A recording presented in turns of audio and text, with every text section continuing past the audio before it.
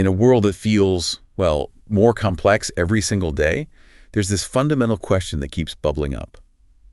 Who really holds the power? Is it still just governments calling the shots, or is something else, maybe something less visible, stepping into that role? Yeah, that's the core question, isn't it? Today, we're taking a really deep dive into this idea of sovereignty by proxy. We're exploring this profound and, frankly, accelerating convergence of corporate power and state sovereignty that's defining the 21st century. Right.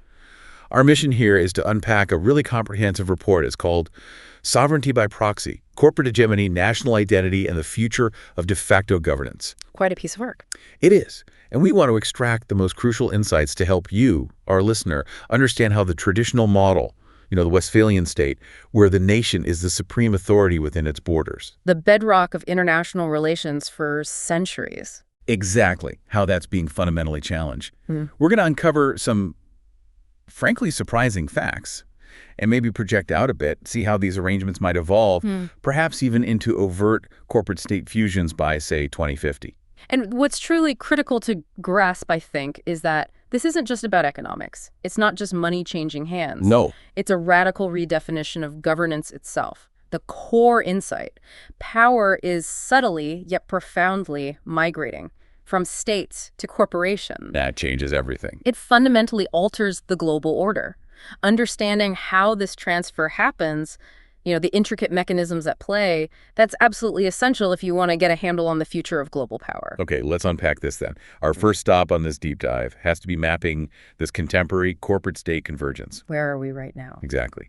We're seeing corporate entities, companies, essentially functioning as de facto governors. But it's important to stress this isn't one single thing, right? It's not monolithic. Not at all. It's a spectrum. A spectrum of different relationships. And if we zoom out a bit, understanding these distinct models isn't just, an academic exercise. Right. It's really the foundational first step to grasping where governance itself is headed. It's much more complex than just saying, oh, corporations are powerful. That's a really powerful way to frame it.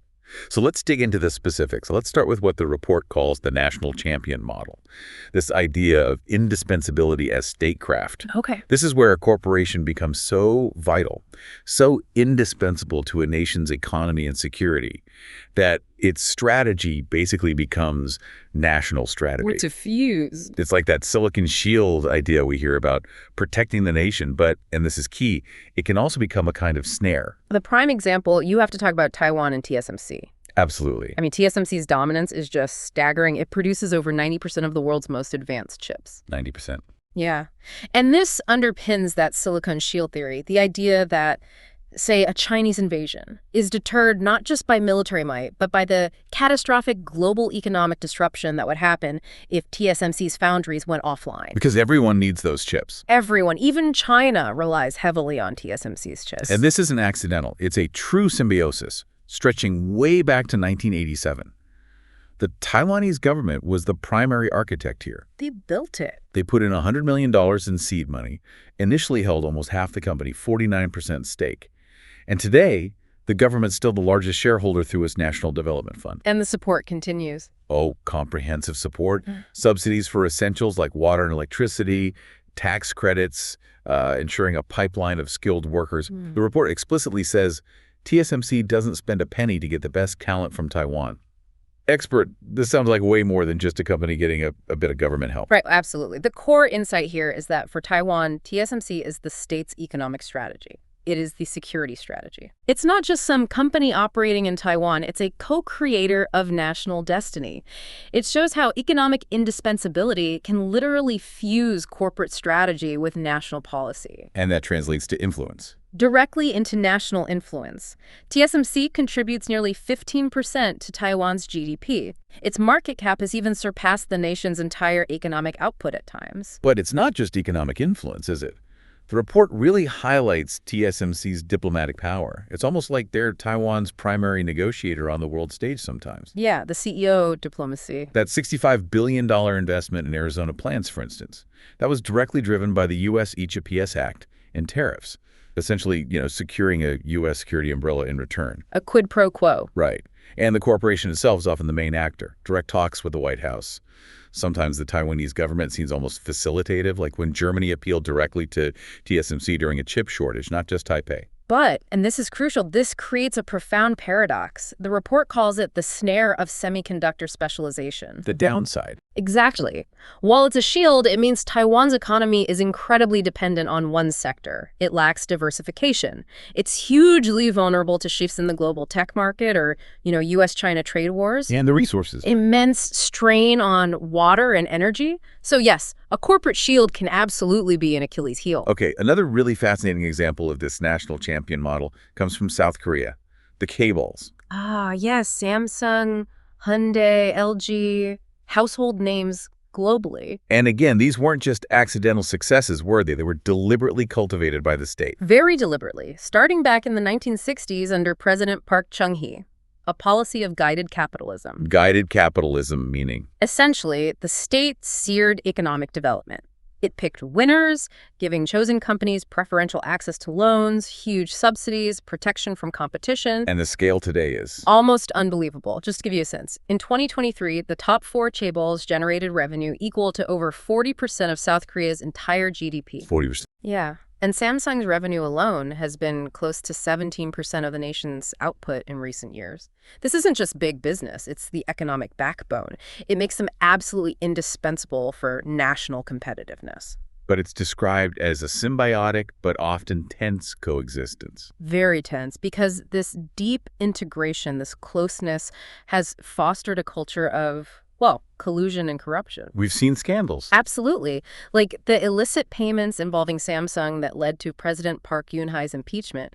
Despite attempts at reform, their power is deeply entrenched. Complex ownership structures, cross-shareholdings, and frankly, the state's sheer economic dependence on them. So what do people in South Korea think? Well, that raises a really important question about public sentiment, and it's deeply conflicted. So? There's immense pride in their global success, of course. Samsung is a symbol of Korean achievement. But there's also deep distrust because of the corruption scandals and the way they can stifle smaller businesses, innovation. So the government's caught. Often, yes. The state is effectively captured by its own corporate champions. It creates this perpetual cycle. Promises of reform, followed by a reluctant return to pro-cable policies because the perceived economic necessity is just too great. That is a truly uncomfortable position for any government to be in. Okay, so we've looked at when corporations become these national champions. But what if the state itself essentially becomes the corporation, investing for strategic ends? Right. Shifting gears a bit. That brings us to the state capital hybrid model, the sovereign as investor. Here, the state isn't just supporting a private champion. It's creating and operating its own corporate entities. For strategic goals. Exactly. They function commercially, make profits, but they have a national mandate baked in. And Singapore's Temasek Holdings is the perfect archetype here. Right. Set up in 1974. Wholly owned by the Singapore Minister for Finance. But crucially, this was a deliberate move to separate government functions. How does that work? The Ministry of Finance handles policy, the big picture stuff. Temasek manages the state's commercial assets, but it does so on a purely commercial basis, or at least that's the principle. And its governance is pretty unique too, isn't it? This fifth schedule entity thing? Yes, under the Constitution, it safeguards Singapore's national reserves. It means there's a second key mechanism the president has to approve any major drawdowns of reserves or significant changes to the board. So long-term stability baked in, but commercial freedom. That's the idea. Ensures long-term integrity while allowing commercial agility.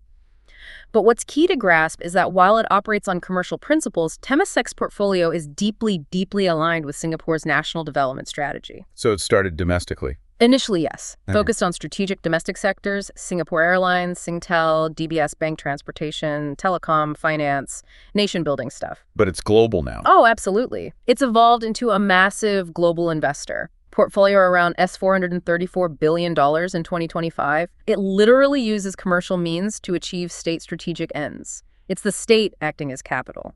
Okay, and then there are the big players in the Gulf. Right. The UAE and Qatar with their sovereign wealth funds, SWFs. Right. These are externally focused state capital hybrids, managing trillions. Trillions. Fueled by oil and gas revenues.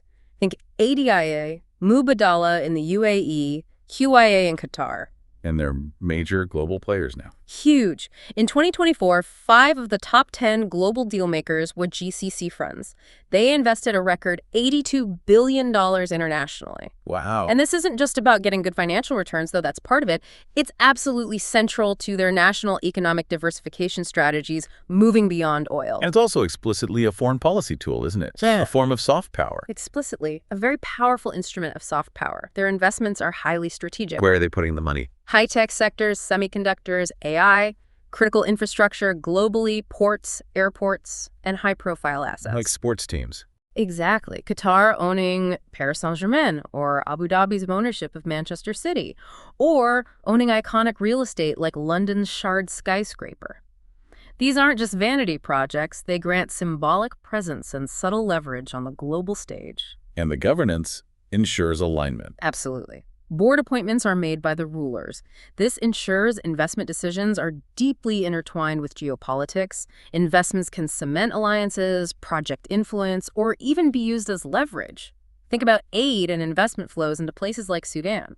So they move fast like private equity. They operate with the speed of private equity, but they have the strategic calculus of a nation-state. It really shows that in the 21st century, influence is measured just as much by capital deployed as by military might. Maybe more so sometimes. Okay, so we've seen companies essentially being the state strategy and the state being the company.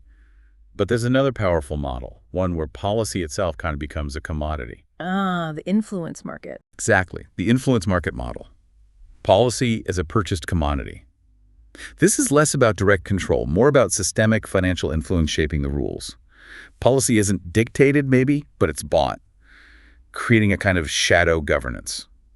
And the United States provides perhaps the most advanced, or at least most visible, example of this. The lobbying industry. And particularly the revolving door. It's endemic. You have former government officials, military officers, congressional staffers cycling out of public service. That's straight into lucrative lobbying roles for the very companies they used to regulate or oversee. A 2021 investigation found 672 instances of former senior officials going to work for just the top 20 defense contractors. Wow.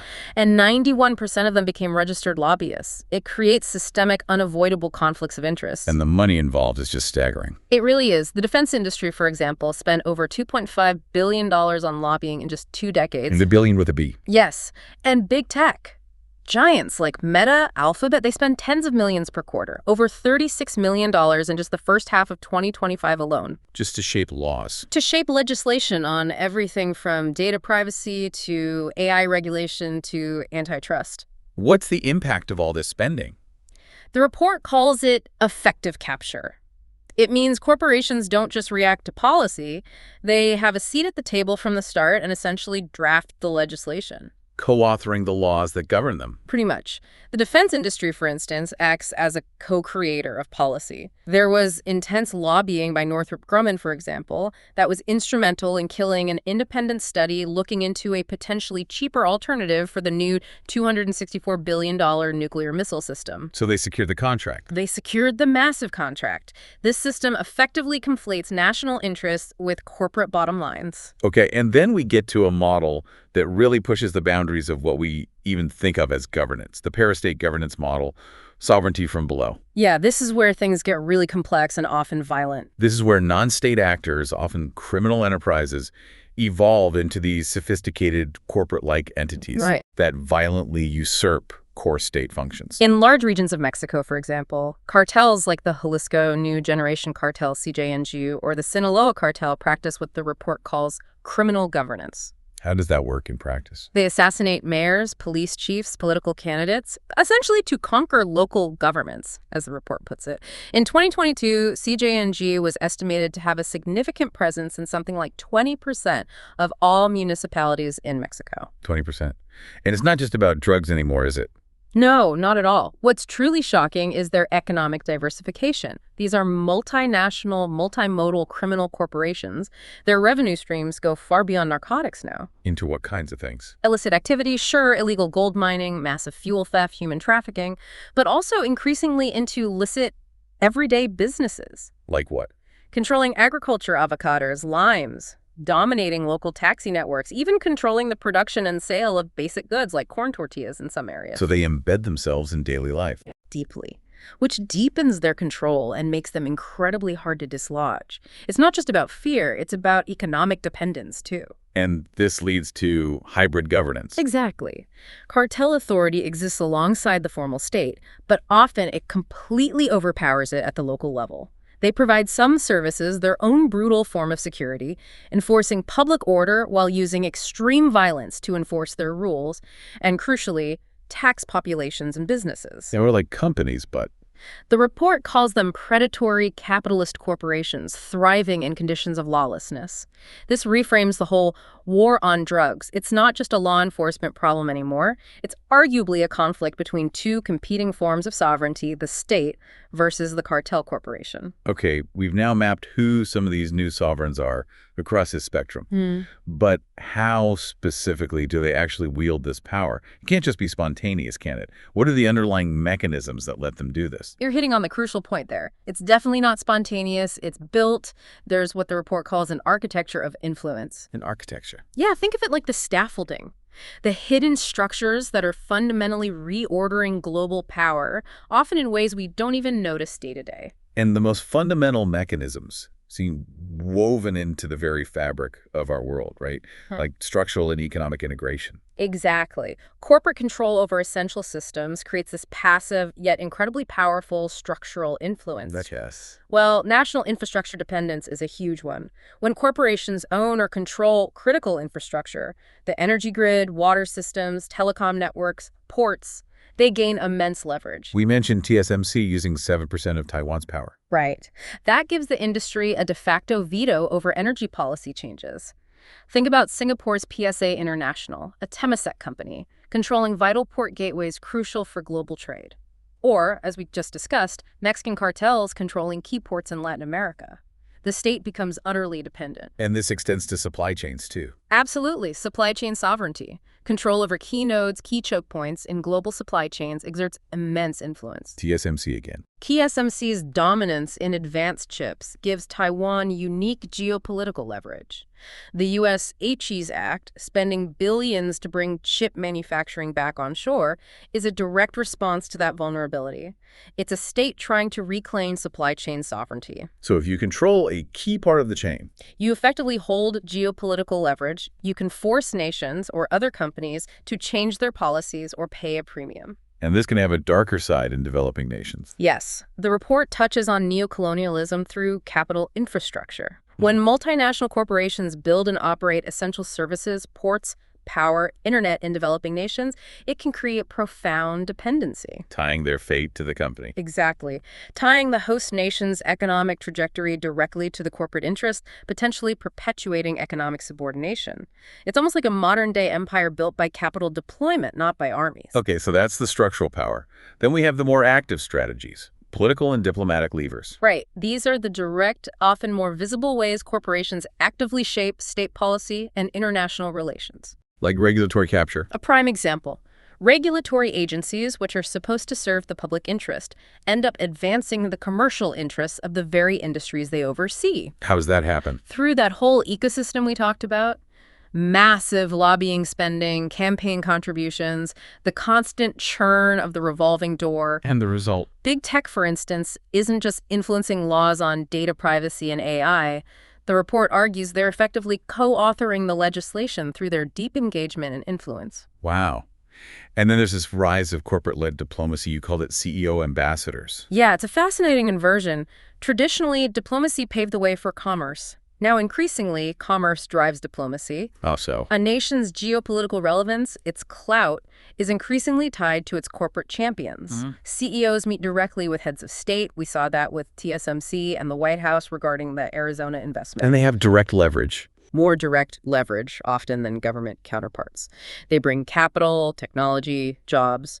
It's quite literally, as the report puts it, the privatization of statecraft. Which can lead to companies becoming geopolitical tools. Or targets. Corporations as proxies in geopolitical conflict. The line between the corporation and the state blurs so much that companies become instruments and targets of state power. Like Huawei. Exactly. U.S. sanctions on Huawei and ZTE were explicitly based on the grounds that they were effectively extensions of the Chinese state and therefore national security threats. Sanctioning a company like that completely erases the line between a commercial entity and a geopolitical actor. And companies aren't just passive observers when it comes to international rules either, are they? Far from it. They play an active role in shaping international agreements. They heavily influence the negotiation and drafting of free trade agreements, FTAs, and bilateral investment treaties, BITs. Pushing for what? Ensuring provisions on things like intellectual property rights or investor-state dispute settlement, ISDS clauses, strongly favor their market position and protect their investments abroad. This isn't just about trade rules. It's about shaping the global legal landscape to their advantage. Okay, structural, political. What's left? Finally, and perhaps most subtly, but also pervasively, we have ideological and soft power. Shaping how we think. Exactly. Reshaping how societies think, what they value, what's considered normal or desirable, often without us even realizing it's happening. How do they do that? Media influence and narrative control. That's a big part of it.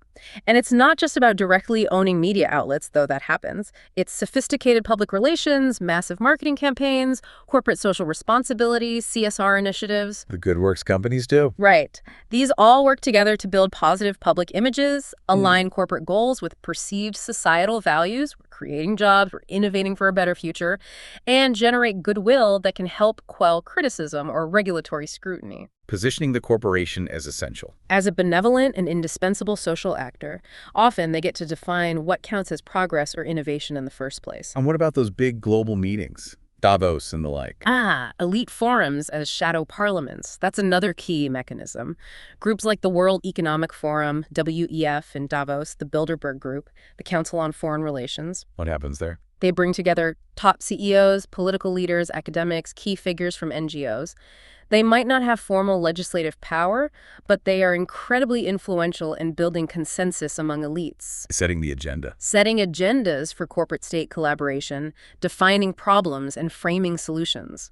Think about the WEF's strategic partnership framework with the UN. These forums foster a specific worldview where public-private partnership isn't just one option. It's presented as the default, most effective solution to almost any global challenge. Which really points to needing a new way to think about this. Absolutely. The report suggests we need a new theoretical framework. We could call it corporate realism. Corporate realism. Yeah. The idea is that these sovereign-like corporations must be analyzed as primary actors in the international system, right alongside states. They're competing for power, for resources, for influence, in what is still essentially an anarchic global system. Like realism in international relations, but with companies as major players. Exactly. Think of it like a global chess game, but now maybe half the major pieces on the board aren't countries anymore. They're corporations, and they're playing by their own rules, often influencing the rules of the game itself. Okay, so we've outlined how this de facto power is being built up, this architecture of influence. But what could actually push us over the edge from this de facto influence towards overt, maybe even formalized corporate rule? What would be the tipping point? That's the critical next question, isn't it? What turns proxy into principle? We can look at historical precedent, and we can definitely analyze emerging trends that could act as powerful catalysts for that kind of transformation. Let's start with history. The report mentions a chilling blueprint, the East India Company model. Yeah, the EIC. It's the classic, almost terrifying example. It began in 1600 as purely a commercial trading body, chartered by the English crown. Just about trade. Initially. But its transformation over the next century and a half was profound. Through military victories, its own private army won battles, notably the Battle of Plassey in 1757. It defeated local rulers and gained effective control over vast territories, like Bengal. And it became a government. Effectively, yes. The Mughal emperor granted the EIC, the Diwani, the right to collect revenue, taxes, administer justice in Bengal. It became a de facto government, accountable primarily to its shareholders in London. And it didn't stop there, did it? It built its own state structures. It absolutely did. It had its own mechanisms of rule. A corporate-led administration, one of the largest standing armies in the world at the time, its own judicial systems like the Cornwallis Code, and even conducted its own foreign policy through things like subsidiary alliances with Indian princes. So a for-profit corporation fully absorbed state functions. Completely. It's a stark historical reminder that this isn't just theoretical speculation. It has happened before. Okay, so what's a plausible modern pathway? The report talks about governance vacuums, outsourcing the state. Right. This is maybe a more gradual, less dramatic pathway, but potentially just as profound. It's about the gradual outsourcing of core state functions, especially during crises that overwhelm the state's capacity. Like security. Privatizing security. That's a key area where the state's traditional monopoly on legitimate violence is clearly eroding. We see private military companies, PMCs like Blackwater, which is now Academy, or Russia's Wagner Group. Doing what states used to do. Performing core military roles, Right. like frontline combat, intelligence gathering, training foreign forces, protecting infrastructure. At the height of the Iraq and Afghanistan wars, PMCs actually accounted for 52% of the total U.S. workforce in the region. More contractors than soldiers? More contractors than U.S. soldiers. And the U.S. spent over $17 billion on these contracts. This constant use normalizes the idea of outsourcing the state's most fundamental function, security and defense. And this outsourcing could extend beyond military crises. Absolutely. Think about corporate administration in crisis, non-military crises, massive natural disasters, pandemics, maybe large-scale cyber attacks that cripple infrastructure. These can overwhelm government capacity very quickly. And corporations step in. Multinational corporations, especially tech and logistics giants like Amazon or Google, might have superior logistics, data analytics, communication networks. They could become the only actors capable of restoring essential services or maintaining order. So a desperate state might. Might formally contract out core administrative functions. It could start as a temporary emergency measure, but then evolve into permanent arrangements. You could plausibly end up with something like an Amazon logistics governance zone in a region recovering from disaster. That's quite a thought. Okay, another pathway discussed is engineered sovereignty, building new polities. Right. This is a more deliberate approach, not waiting for a crisis, but actively creating new entities designed from the ground up for corporate-friendly or even corporate-led governance. Like charter cities. Exactly, Paul Romer's concept. The idea is to create new cities, often through public-private partnerships, hosted by an existing nation but granted a special charter. What does the charter do? It grants broad autonomy, different laws, tax systems, maybe even judicial systems separate from the host country. They function as sovereignty sandboxes, laboratories for testing private governance models. There are active projects pursuing this, like Atana in Nigeria or Silicon Zanzibar. And then there's these massive projects like NEOM in Saudi Arabia, hyper-modern city-states. Right. NEOM is state-driven, obviously, funded by Saudi Arabia's SWF, but it's designed to operate under unique economic laws, almost entirely separate from the rest of the country, specifically to attract global corporations and talent. So it's like a startup nation. It's explicitly pitched as a startup nation-state built on a corporate model. It fundamentally blurs the lines between a special economic zone and an entirely new kind of polity. Okay, history, vacuums, engineering. What about technology? Technological accelerants. This is crucial. Technology isn't just a tool corporations use to gain influence. It's a powerful catalyst for this transition. It makes corporate rule more efficient, more scalable, and potentially more politically palatable. How so? Platform sovereignty and digital governance. We're already living this to some extent. Big tech platforms, Google, Meta, Apple, maybe X, already act as de facto sovereigns over billions of users globally. In what way? They set the laws, their terms of service. They run the courts' content moderation panels and appeals processes. They control digital economies' app stores with their commissions and rules. They manage our digital identity. This creates a powerful precedent for corporate entities governing massive populations, just not tied to physical territory. And looking ahead, AI and blockchain. The convergence of AI and blockchain as governance as a service is potentially a massive game changer. Governance as a service. Think about it. AI can offer data-driven decision-making, predictive modeling, resource optimization far beyond the capabilities of traditional human bureaucracies. Blockchain can provide transparent, immutable ledgers for everything from property records and contracts to potentially even voting. Making government more efficient. That's the sales pitch. And it's a powerful, legitimizing agent for transferring sovereignty. handing power over to what seems like an impartial, hyper-efficient technological system. It masks the underlying transfer of power to the corporations that build, own, and operate that system. Making a radical political shift seem like just a pragmatic tech upgrade. Precisely. It makes it easier to accept. So, if we try to project forward based on these trends, how might this corporate-state relationship actually look by, say, mid-century 2050? The report outlines some plausible scenarios, stressing these aren't predictions, right? No, definitely not predictions. More like thought experiments, illustrations of where these dynamics could lead.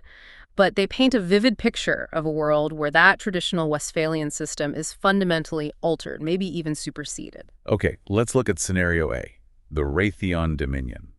What does that world look like? This scenario imagines a new kind of Cold War, but it's fought primarily between geopolitical corporate blocs. Blocs. Yeah, think maybe a US-led bloc, tightly integrated with its champions like Lockheed Martin, Google, maybe others, versus, say, a China-led bloc built around Huawei, Alibaba, state-owned enterprises. And conflict looks different. Completely. Warfare as corporate conflict becomes the norm. Traditional state-on-state warfare is rare, too costly, too risky. Instead, conflict is outsourced to and sometimes waged between the corporate proxies of these blocs. So PMCs become Exclusive security divisions of these sovereign conglomerates.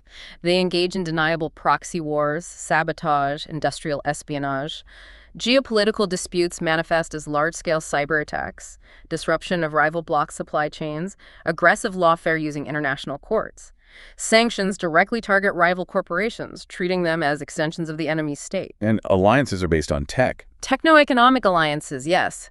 Your alignment is defined by which tech ecosystem you're plugged into, which cloud provider you use, which 5G or 6G network standard you adopt. Being integrated into a bloc supply chain is the ultimate geopolitical alignment, maybe more important than formal treaties. And the role of the actual nation-state in this scenario. The report calls it the state as a support platform. Nation-states still exist, they have borders, flags, maybe cultural functions, but their core sovereign functions, economic strategy, foreign policy, even major security decisions are subordinated to the needs of their bloc's corporate champions. The state's main job is to support its aligned corporations, provide subsidies, favorable regulation, diplomatic backing, intelligence sharing. Okay, that's one possibility. Then there's scenario B, the Amazon Logistics Governance Zone.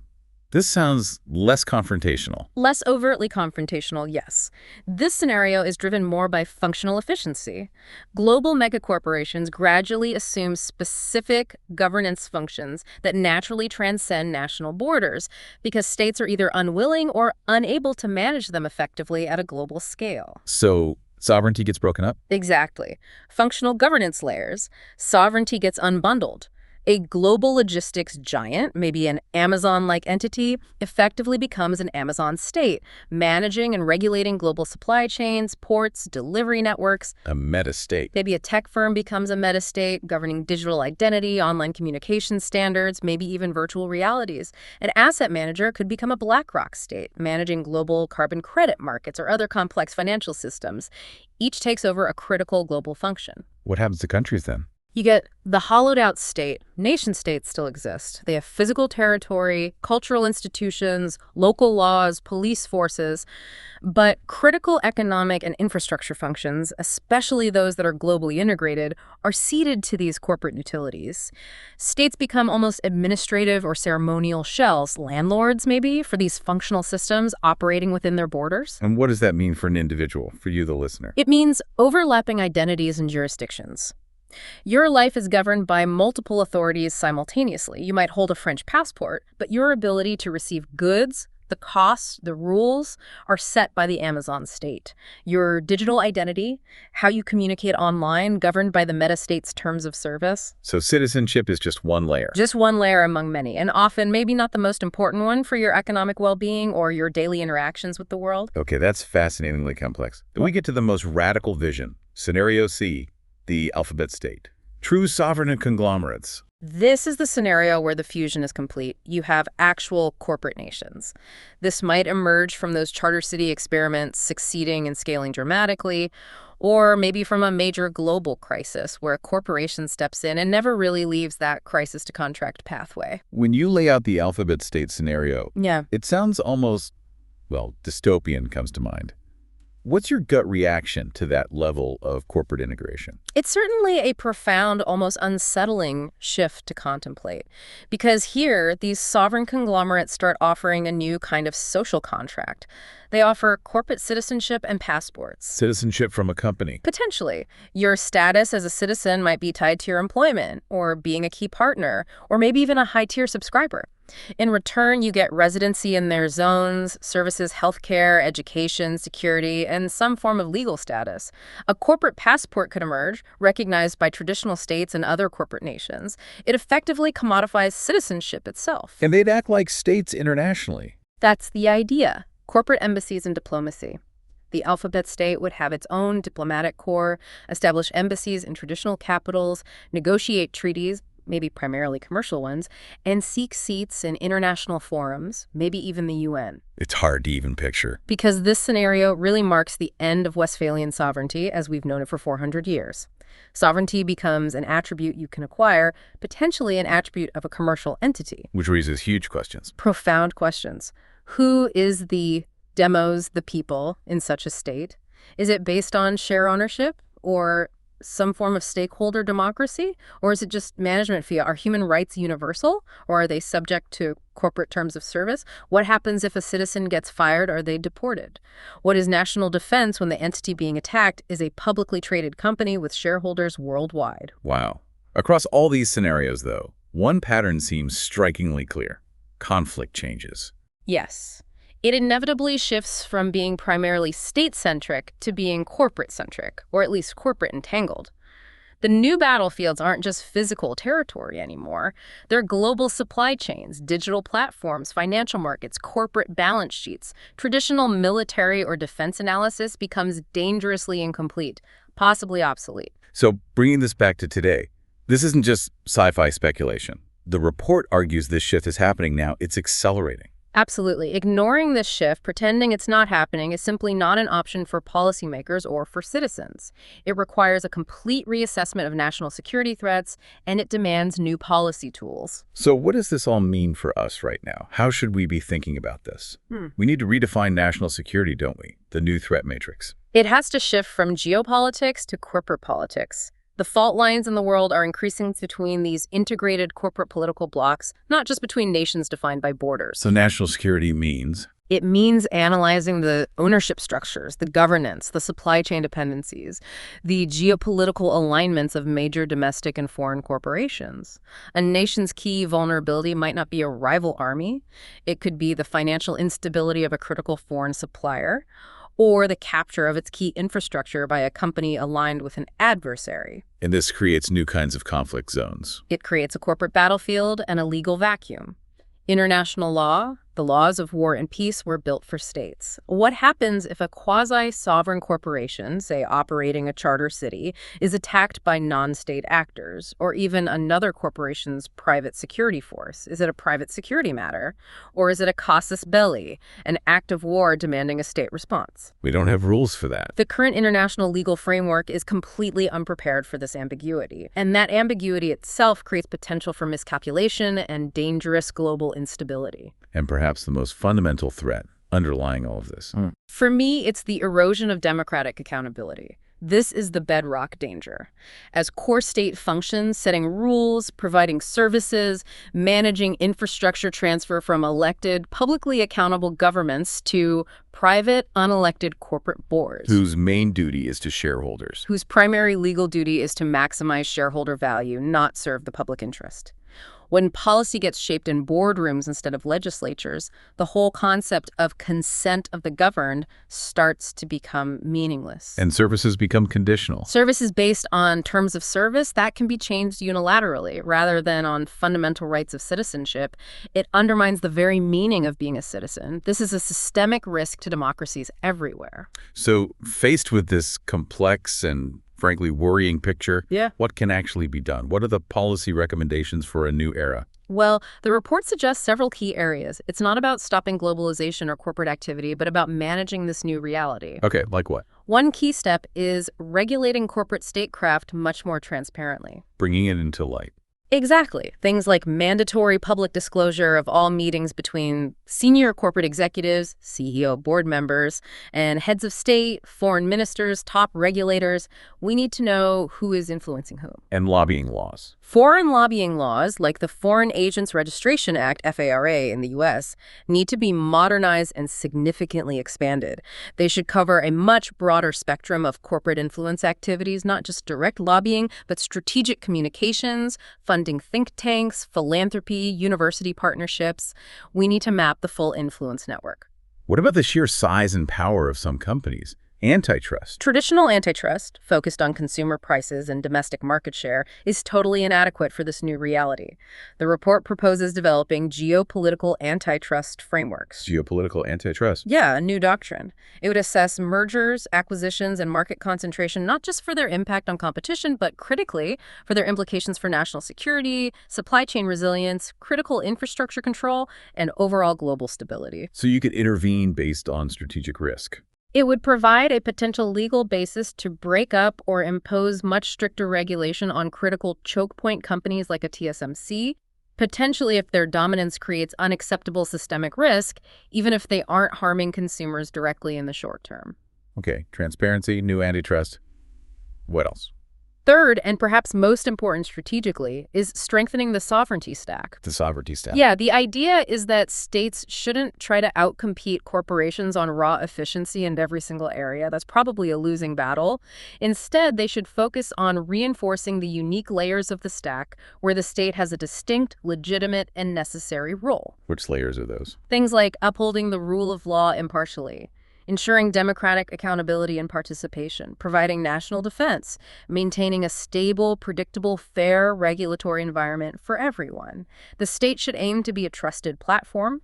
Think of it like Apple's iOS, maybe setting the foundational rules and ensuring the integrity of the system, allowing private apps, industries, services to run securely on top of it. So the state's advantage is trust and stability. Its competitive advantage in this new world is guaranteeing the integrity and fairness of the overall system, not necessarily running every part of the system itself. But isn't there a tension here? Especially for countries with those national champions. Oh, yes. The report points out a significant paradox of regulation. For nations that rely heavily on their national champions, like South Korea with the K-balls, or maybe even Taiwan with TSMC being too aggressive with domestic regulation, like that geopolitical antitrust, Could weaken them. could actually weaken them against foreign competitors, potentially harming the nation's global economic power and influence. So policymakers are genuinely trapped. They face risks of corruption and lack of accountability if they don't regulate, but risk losing global competitiveness if they do. So how do you manage that? These champion corporations have to be treated for what they are: incredibly powerful, potentially dangerous, but strategically vital partners. It requires a very sophisticated, ongoing balancing act. Okay, to help visualize all this complexity, the report uses that model you mentioned, the sovereignty stack. Can you break that down? It sounds like a useful way to see the layers of power. Yeah, it's a helpful mental model. Think of sovereignty not as one single thing, but as a series of interconnected layers, a stack. Historically, the ideal Westphalian nation-state claimed ultimate authority over all layers within its territory. What are the layers? The report outlines roughly 7, from bottom to top. Layer 1, physical infrastructure, land, energy, water. Layer 2, supply chains, manufacturing, logistics. Layer 3, digital platforms, data, network, software. Layer 4, capital and finance, investment currency markets. Layer 5, security and intelligence, defense, policing, surveillance. Layer 6, law and governance, rulemaking, courts, administration. And finally, Layer 7, ideology and identity, culture, values, citizenship. And corporations are climbing this stack. Exactly. Corporate power started by dominating the foundational layers, building infrastructure, controlling supply chains. The most intense struggles right now are happening in those middle layers. Fierce competition over digital platform governance, the growing role of private finance, the privatization of security functions we discussed. And now they're reaching for the top. And now, as we saw with charter cities proposing their own laws or the idea of corporate passports, they're actively making plays into those final frontiers: law, governance, and even identity itself. So the stack is a diagnostic tool. Precisely. It serves as a diagnostic tool for policymakers and for us as citizens. It helps identify where state power has already eroded, where the key current battlegrounds for influence really lie, and crucially, where the state must focus its efforts to reinforce its unique, legitimate role if it wants to retain relevance. The future of governance, the report argues, will be determined by who controls the stack. It's clear the era of proxy sovereignty isn't coming. It's here. And figuring out how to navigate it is truly the defining strategic challenge of our time. And maybe as you, the listener, go about your day, consider not just these big geopolitical scenarios we've discussed, but how this quieter, silent transfer of power, this corporate ascent through the sovereignty stack, might already be reshaping your daily life, your choices. From the apps you depend on, to the global supply chains that deliver your goods, to the news you consume. What does it truly mean to be a citizen in a world increasingly governed not just by laws, but by terms of service?